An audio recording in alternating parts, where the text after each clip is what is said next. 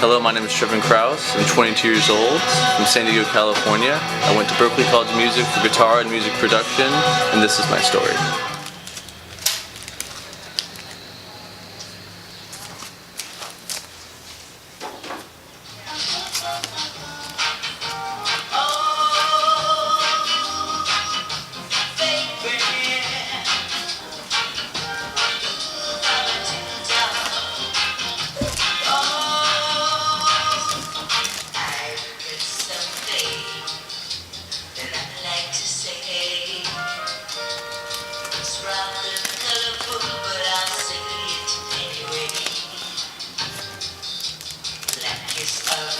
Yeah, so I was always into music. I know that, like, day one, music was something that was in my life because my mom is a drummer, singer. So, like, I remember, I don't know how old I was. I must have been like 2 or 3, 4. My brother and I would be running around like the auditorium of the church that she would play at. So that was kind of like the first, I think, like live element of music that I probably saw. Not to mention my mom would be like practicing in the house. I was always gravitated towards the guitar. I can remember that. Like, I remember being at one of my dad's friend's funeral, and I was like, I couldn't have been more than 5, and there was a guitar there because she was a musician. I just remember being so enamored with it, and even though it wasn't tuned, I just loved the idea that it could create sound, and like I didn't understand how it worked. And I think that was part of the fascination. Was like, I don't know what this does, but like I want to know more about it. Curiosity killed the cat type thing. And then probably around 7 or 8, I started playing piano. And then didn't really start getting into music until like 10, which is when I picked up the guitar, which was a whole bunch of convincing because at that point I was just playing piano, but I wasn't really like passionate about it. I was just doing it, and I think by the time I started playing guitar, then it was like, let's go. Because then at that point I was learning like Aerosmith songs and Guns N' Roses. I think I had just bought like the new Guitar Hero Aerosmith thing, and so there was all these old tunes that I didn't know about, and so I was like, oh, that's a Cheap Trick. I don't know who's Cheap Trick. Like, so I started, and then it was just kind of like it just starts kind of flailing out of control from there. I was like, no, I need this pedal, and then you look around here, and it's like, wow, I have way too much stuff, and there's more in the closet too.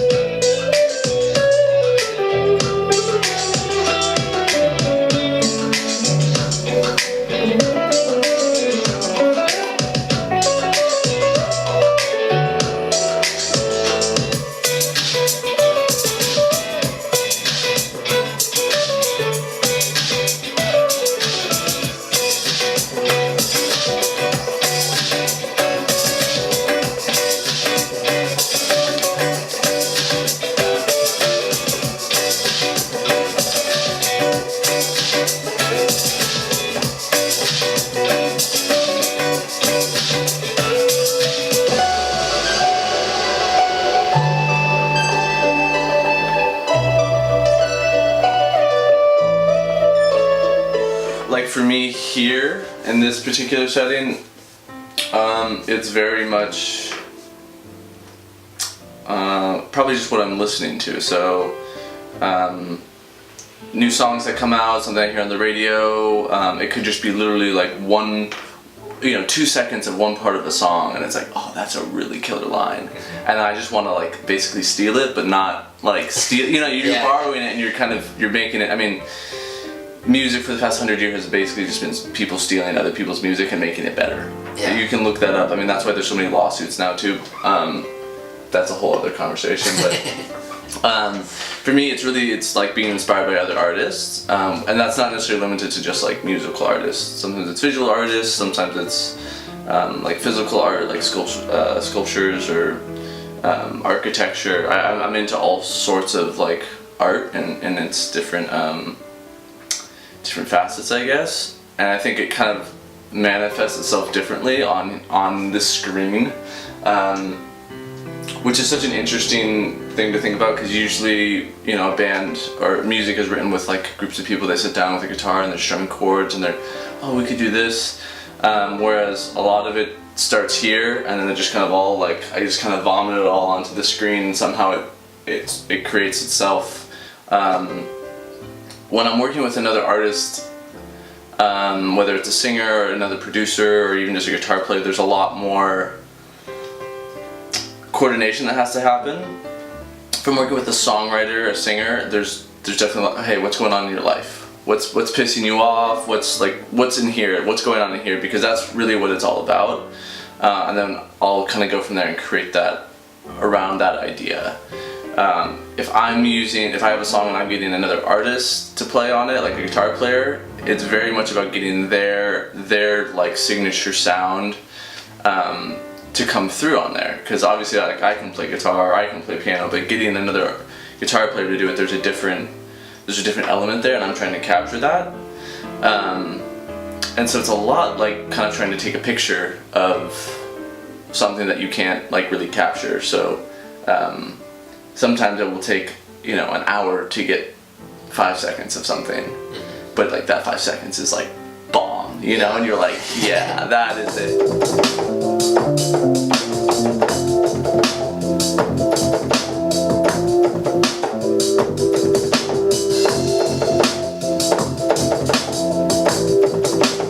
Sometimes I don't really need a pre-chorus. When you think about like a lot of songs are loop based too. Like, Yeah. you think about like a lot of like hip hop music, and it will literally just be like kind of like this, and then like for the verse they'll do like, and then like chorus they'll bring it back in. Yeah. And that's their like hook, which is really cool. The thing that like they just have one part of the music that they use, and then they kind of like they're just manipulating the arrangement to like add or subtract certain elements to like give it emphasis or something. I would say this is probably one of the harder things to do, and my mom can sit here and vouch, and probably most of my friends could vouch for this. I don't think there is a balance. I think one thing starts to take over more than another. So like right now I'm just working a lot because I'm going to be moving up to LA in a couple months, and like I know I need money, but that's ultimately with this in mind. And so that's why I'm kind of tending to put this aside. I'm also like working on a huge project with a friend of mine in Brooklyn, and I'll be going up to New York in a couple weeks. And so I'm trying to keep my head really clear of any like, I don't know, preconceived ideas of what I want or what like, because that's usually where I start getting into trouble, because as I kind of was saying before, there is really no like right way to do anything or capture anything. It just kind of happens sometimes. I think when you start getting, at least for me, when I get into a routine of work or school, usually there's a frustration or there's some emotion coming from that, whether it's, man, I'm stressed, or I'm really like, oh, that was a cool like chord that my teacher showed me, and I'm like, all of a sudden, like, how can I fit that chord that makes no sense and sounds awful into a pop song? Yeah. And so it's very much like kind of this ping-ponging effect of like, okay, cool, like here's something that's bothering me, or here's something that's happening, and then to deal with that, to release it, I'm putting it out through the music. Like, oh, I don't even think I can create something that sick.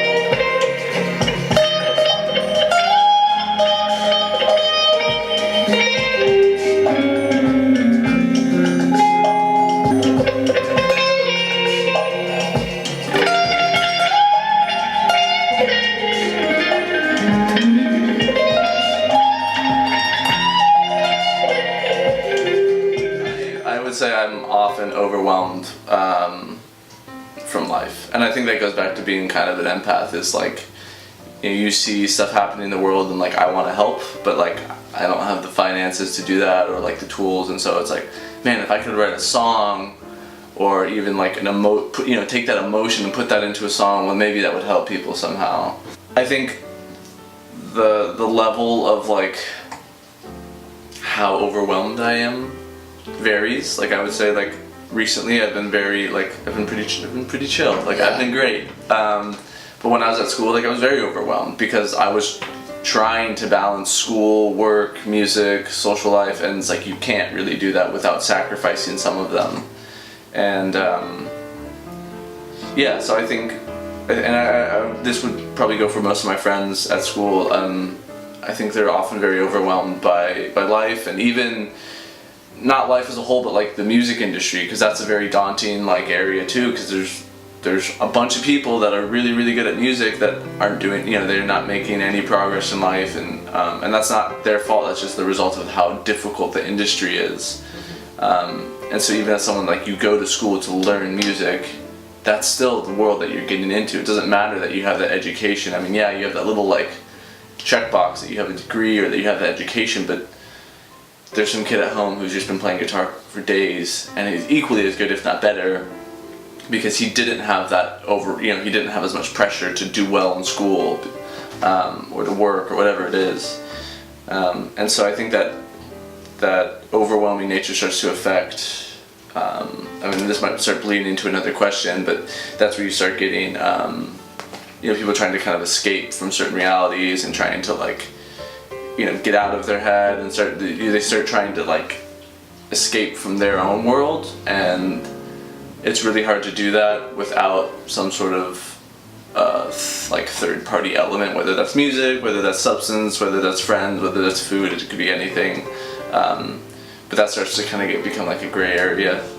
I think music is that first step of like escaping from your reality, because like I can sit here and just kind of get lost in my world, and I don't have to think about who's president or what's going on, anywhere else in the world, and it's like, this is my little world, and I can kind of create that. I can kind of manipulate that own little world, depending on how I'm feeling.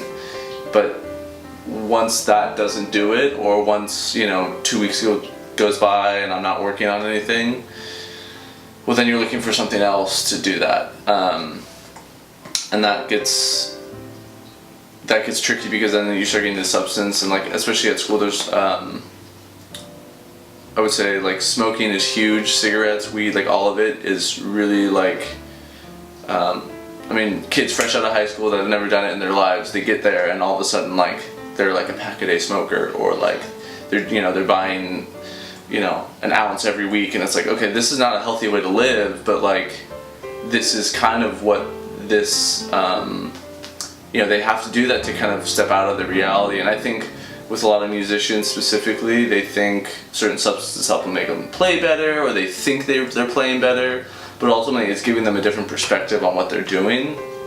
And that's what we're constantly chasing, is a different perspective, and that's probably, you'll hear a lot of like producers like, oh, check out this beat, like what do you think, right?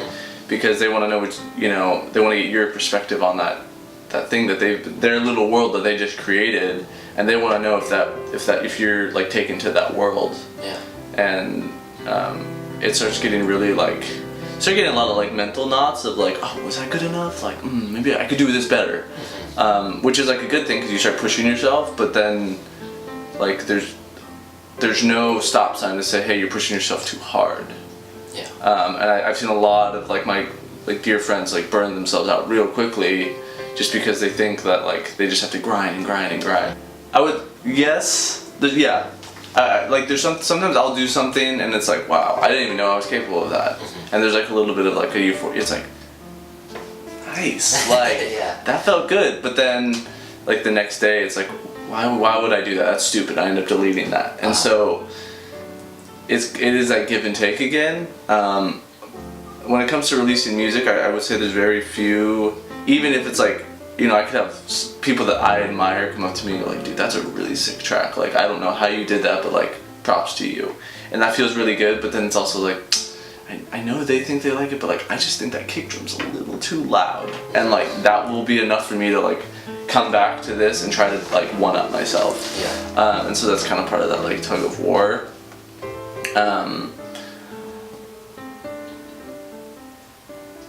I think it comes in moments. I don't think there's ever like a point where you reach where you're there. I think it's just kind of, it ebb and flows, you know, you kind of go in and out of it. But it isn't like a constant state of like existence or like, I think it's just kind of moments. And of course, like when you're performing, that's a very different like type of euphoria, right? Because like you get people right there, and it's like sometimes you'll do stuff and you're like, that was sick, and you're like I was playing on a worship team on Sunday, and like for me, it's like I don't think about what I'm doing, especially with that type of music, because a lot of it's pretty like loop based, like the chords are the same. Like I'm not really having to think about stuff. But there was one song where I had to like take a solo. It wasn't really much of a solo. It was just kind of like a bunch of picking and like, or at least to me it wasn't a solo, but I did something. Don't remember what, but like enough where like I had several people on the band like come up to me after and go like, dude, I almost stopped playing because of what you did. And it was like, cool. Like, and so like for maybe 15, 20 seconds I was like, wow, that feels really cool. Like, I wish, what is that song called? Type of Way. So this has like a rap verse on it, and it's pretty trappy. It's like she came to me and was like, dude, I want to write a trap song, and I was like, I don't know how to do that. So, like, this is how this was our interpretation of like we like taking certain elements from trap, like in terms of like hi-hats and kick.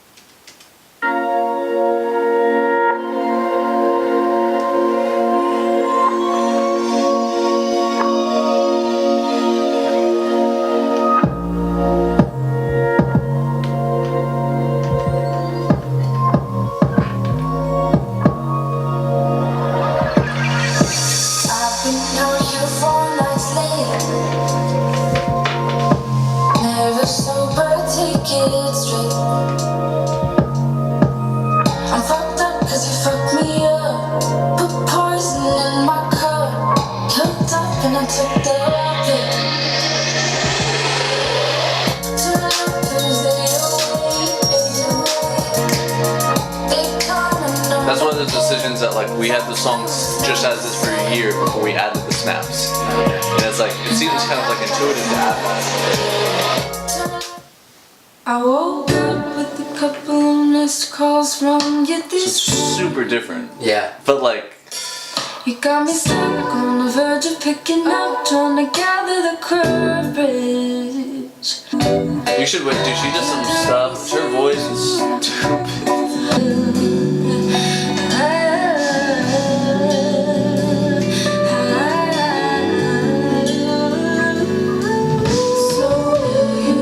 Like, dude, what? Super good.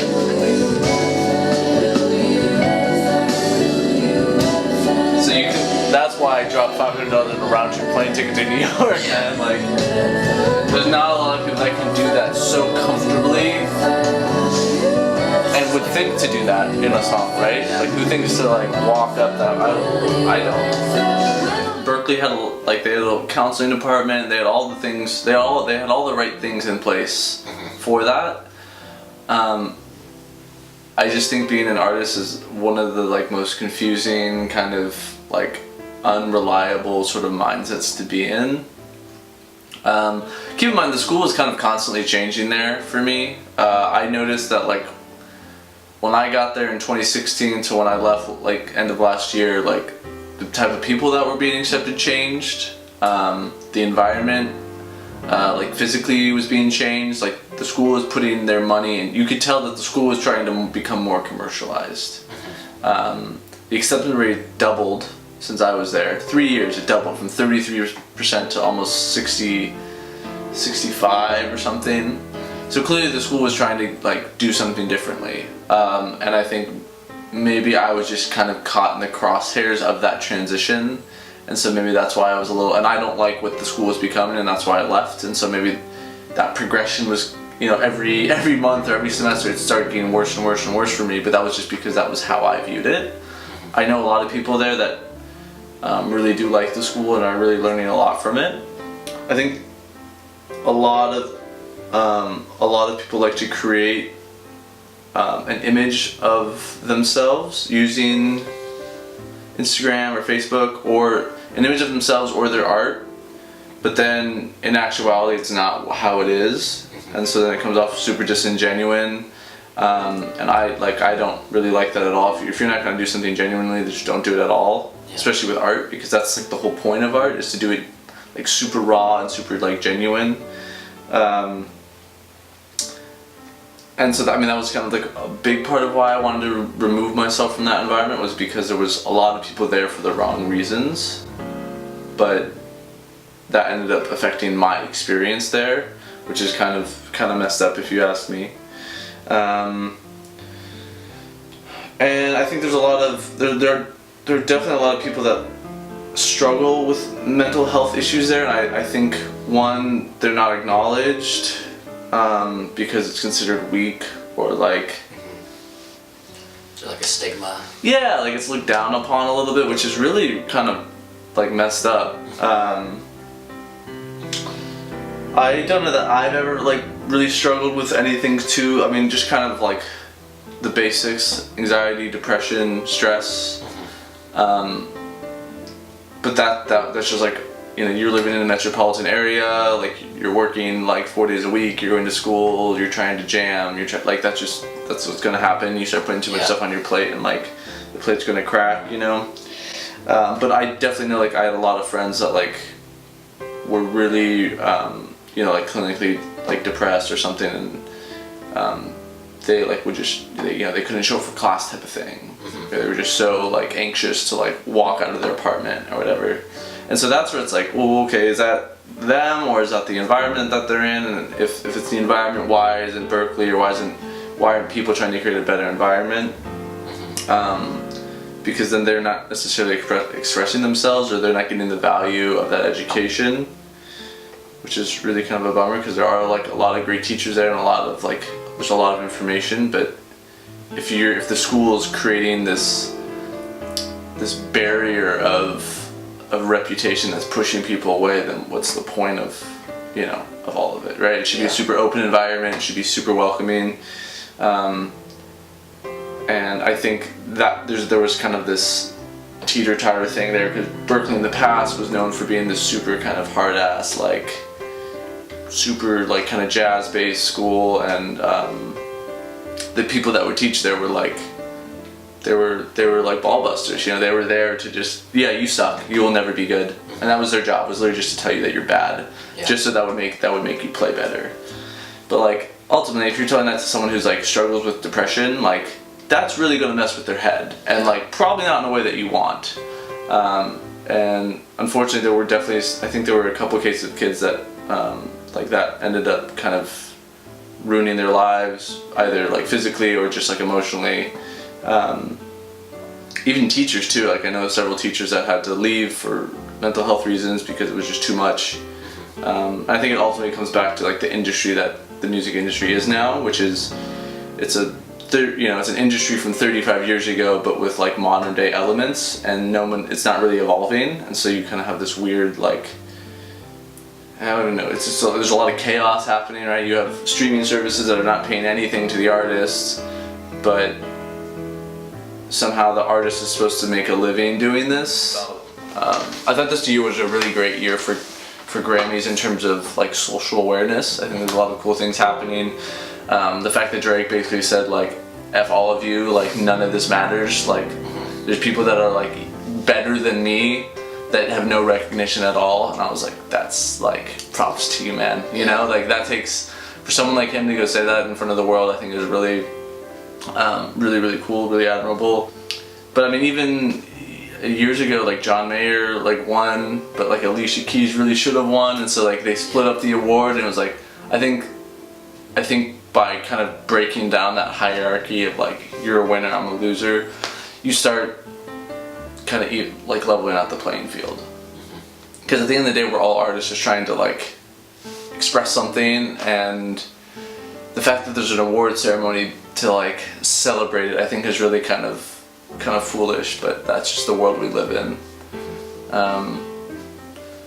Yeah, I think just bringing people just talking about their issues. I think a lot of people like to hide them, but if you just talk about it, and whether it's with your friends, whether it's in your music, and I have a lot of friends that like are doing that more and more and more, talking about those issues.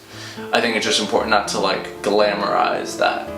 I think it's important for artists that, one, that they acknowledge that if they have something, that they acknowledge it and that they're public about it. I had several friends that like knew that they had stuff going on in their lives, but they did not want to talk about it with people.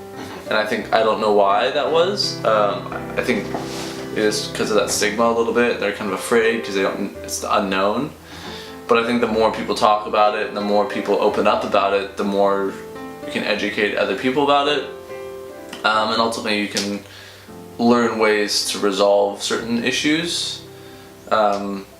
It's hard though when a lot of artists tend to isolate themselves, especially when problems start arising in their life. They want to kind of shut down and they want to just, cool, I'll just go into my little world and I'll just try to like get whatever's going on out. Yeah. That works sometimes, but sometimes you need to talk to someone. And I did that for like, when did I do that? Early on in my career, I think maybe after my first year or so, like I came back and talked to a therapist just about like dealing with some of these anxiety, depression, stress, all that stuff. And I think that did a lot for me going back there, because you kind of, when you acknowledge it, then you can help start creating like a solution for it.